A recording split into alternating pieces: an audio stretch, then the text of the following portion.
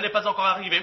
Alors il faut savoir que les Mécois, même s'ils adoraient d'autres divinités, ils avaient quand même gardé certains enseignements de la religion de Hazrat Ibrahim alayhi salatu wassalam. Ils croyaient toujours en un Dieu unique, Allah, mais ils avaient choisi ces idoles comme intermédiaires pour pouvoir arriver à Allah subhanahu wa ta'ala. Ils se disaient que nous sommes impurs. Comment invoquer, comment appeler, comment interpeller Allah, sale que nous sommes, souillés que nous sommes. Alors nous allons vénérer d'autres, entre guillemets, petites divinités qui, eux, vont intercéder pour nous devant Allah subhanahu wa ta'ala. Le prophète sallallahu alayhi wa sallam, il détestait cela. Mais dans ses pratiques, les enseignements de Hazrat Ibrahim alayhi salatu wa sallam étaient toujours présents dans cette civilisation arabe.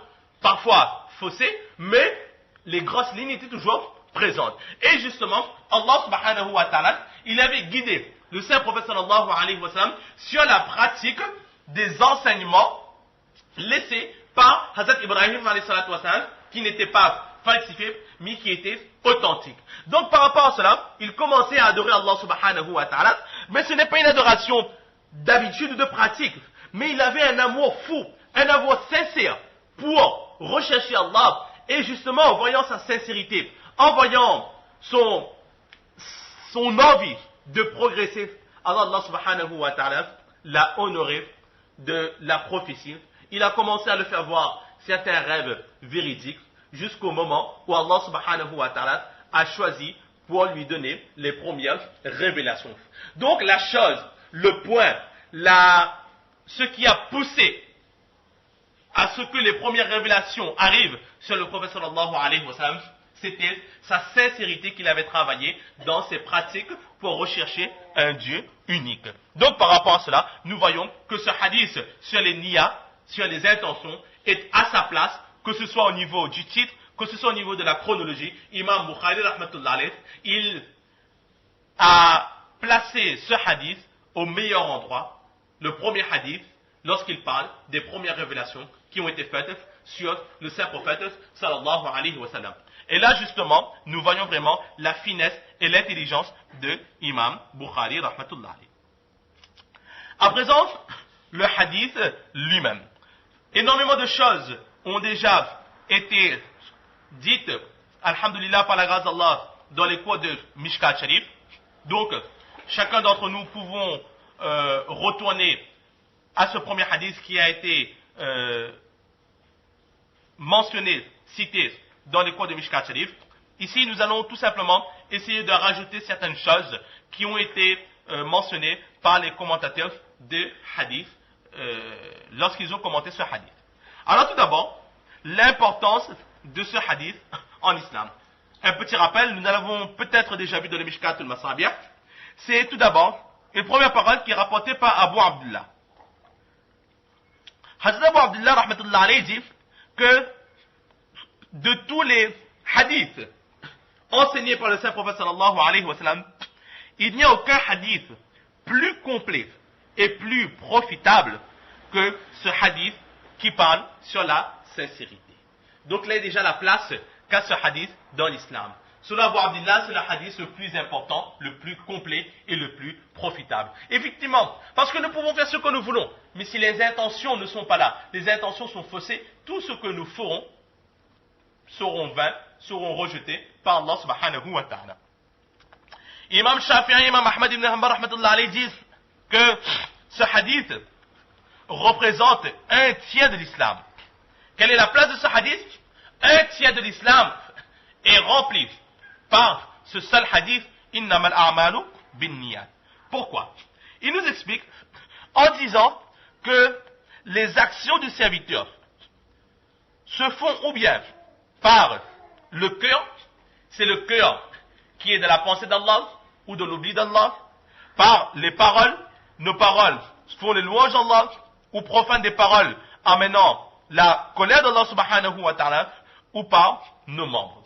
Nos membres obéissent à Allah, ou nos membres désobéissent à Allah subhanahu wa ta'ala.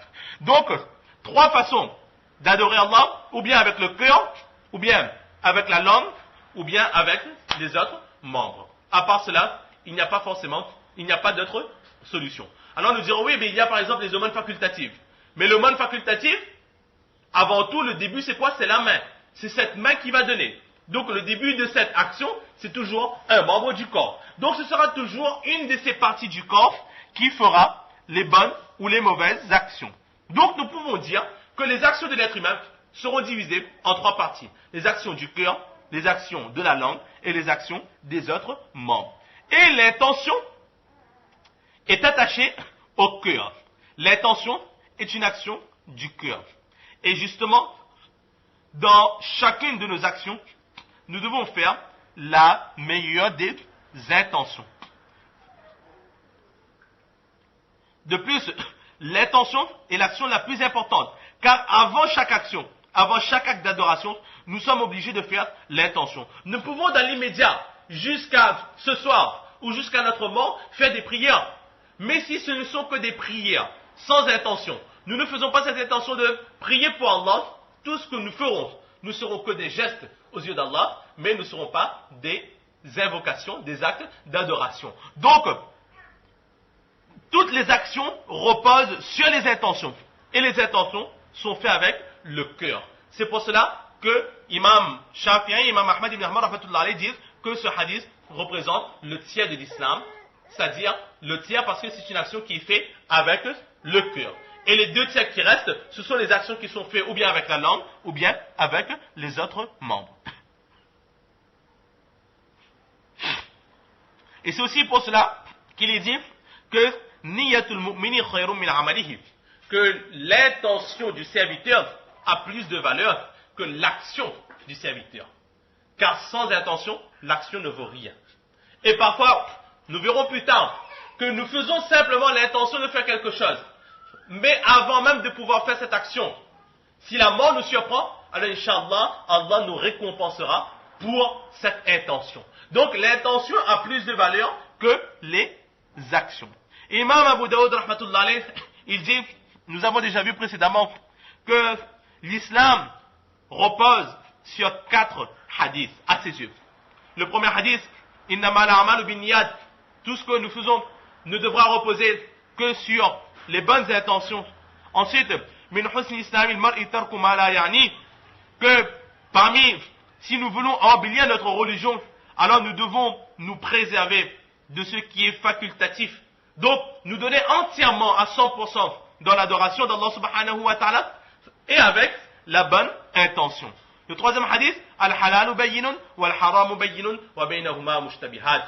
Maintenant que nous avons fait cette intention, que nous voulons donner notre temps pour adorer Allah, nous savons quoi faire parce que le prophète sallallahu alayhi wa sallam nous a déjà enseigné al-halalu bayyinun wal-haramu bayyinun. Nous savons quoi faire et nous savons quoi ne pas faire. Et enfin, le 4e hadith qui est izhad fi dunya yuhibbuka Allah, que le prophète sallallahu alayhi wa sallam il a dit, détache-toi de cette terre éphémère et Allah subhanahu wa ta'ala t'aimera. Donc de ces 4 hadiths, nous voyons que nous avons cette bonne intention, cette ferme intention, nous abandonnons tout ce qui est inutile, nous recherchons que les actions amenant le contentement d'Allah subhanahu wa ta'ala et nous nous détachons de cette terre et nous aurons l'amour d'Allah, la ma'rifat d'Allah subhanahu wa ta'ala. Et parmi ces 4 hadiths mentionnés par Imam Abu Daoud rahmatullah alayh, nous voyons que se trouve notre hadith innamal a'malu bin niyat. Maintenant, ce hadith, comment est-ce que ce hadith est venu? Pourquoi est-ce que le saint prophète sallallahu alayhi wa sallam nous a enseigné ce hadith? Donc, juste un petit rappel, d'où vient ce hadith?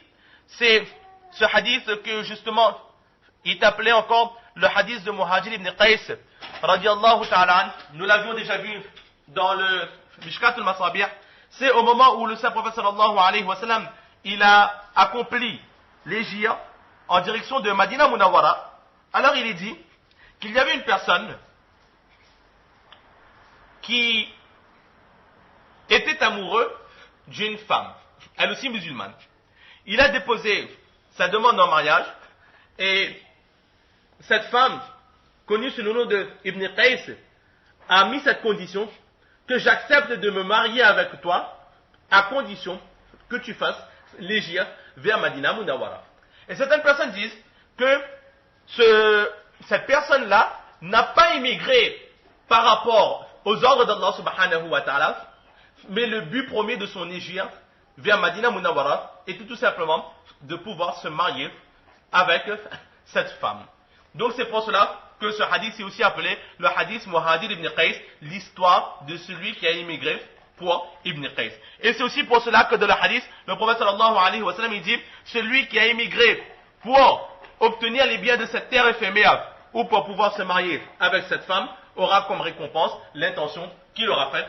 Ces paroles-là font allusion à cette histoire. Donc c'est quelque chose que nous avons déjà vu. Nous n'allons pas nous attarder trop longtemps dessus. Maintenant, une petite chose qui est à mentionner, c'est que comparé au hadith que nous avons vu dans le Mishkat Sharif, nous voyons qu'ici le hadith il est diminué. Dans le Mishkat al-Masabih, nous avons vu que le hadith ne s'arrêtait pas ici. Mais le prophète sallallahu alayhi wa sallam, il continue, il disait فَمَنْ كَانَتْ هِجْرَتُهُ إِلَى اللَّهِ وَرَسُولِهِ فَهِجْرَتُهُ إِلَى اللَّهِ وَرَسُولِهِ وَكَمَا قَالَ. En ce sens, les paroles qui continuent. Et ici, Imam Bukhari rahmatullah alayh, il s'est arrêté tout simplement à فَمَنْ كَانَتْ هِجْرَتُهُ إِلَى دُنْيَا يُصِيبُهَا أَوْ امْرَأَةٍ يَنْكِحُهَا فَهِجْرَتُهُ مَا هَاجَرَ إِلَيْهِ. Donc en apparence, il manque un morceau. Pourquoi est-ce qu'Imam Bukhari rahmatullah alayh, il n'a pas mentionné le hadith dans son intégralité? Alors il y a trois réponses. La première réponse est que ce manquement n'est pas de la part de Imam Bukhari rahmatullah alayh, mais c'est son professeur Imam Humaydi rahmatullah alayh qui ne l'a pas relaté dans son intégralité. Mais dans ce même hadith de Bukhari Sharif, Imam Bukhari rahmatullah alayh mentionnera ce même hadith, mais à la place de Imam Humaydi rahmatullah alayh, il mentionnera d'autres professeurs. Et à ce moment, lorsqu'il mentionnera d'autres chaînes de transmission, là, il mentionnera le hadith dans son intégralité. Et là, nous voyons aussi la loyauté, la sincérité qu'avaient ces narrateurs de hadith. Imam Bukhari, rahmatullah alayh, il connaissait le hadith dans son intégralité. Mais ce professeur Imam Humaydi n'a pas mentionné le hadith dans son intégralité. Il aurait pu mentionner le hadith dans son intégralité, mais étant donné que son professeur ne l'a pas mentionné dans son intégralité, alors lui aussi, il ne mentionnera pas dans son intégralité. Et lorsqu'il prendra le nom d'un autre professeur qui lui a mentionné dans son intégralité, là, Imam Bukhari, rahmatullah alayh, il mentionnera dans son intégralité. La seconde réponse qui est donnée, c'est que ici, Imam Bukhari rahmatullah alayh, il estime que juste avec cette première partie du hadith, il est facile d'imaginer le reste. Lorsque nous avons dit que innamal a'malu bin